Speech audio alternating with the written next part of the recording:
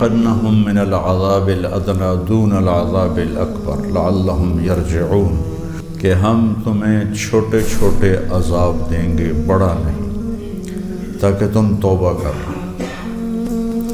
تو یہ موسم کا بگاڑ، یہ بھی ایک چھوٹا سا تھپڑ ہے اللہ کی طرف سے کہ ہم توبہ کریں۔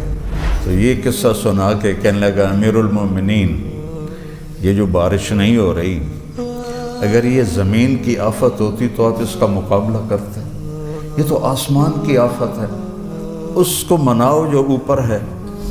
مصلی بچھایا اور وہ نفل پڑھ کے سجدے میں گر گیا، اور روتے روتے روتے روتے مصلی تر کر دیا، اور اس کے سجدے سے اٹھنے سے پہلے بجلی کی چمک اور بادلوں کی گرج نے کہا ہم آ گئے، ہم آ گئے، تیرا رب آ گیا، تیرا رب آ گیا، اور پورے ملک میں بارش۔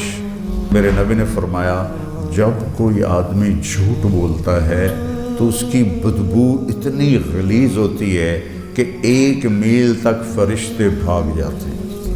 توبہ پر اللہ سب کو ہلا دے گا، ہٹا دے گا۔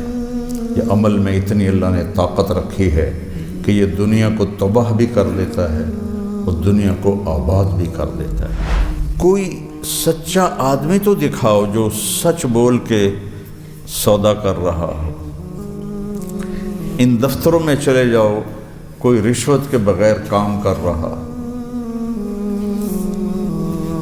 سود، جھوٹ، قتل، زنا کے اڈے، شراب کے اڈے، جوئے کے اڈے، قبضہ گروپ، غریبوں پہ ظلم، بادشاہوں کا ظلم تو ہوتا ہی ہے۔ تو آج تھوڑا سا طاقت والا اپنے سے کمزور پر ظلم کرتا چلا جا رہا ہے۔ تو ایک دیکھو کہ گناہوں نے کس طرح ہمیں اپنی لپیٹ میں لیا ہوا ہے۔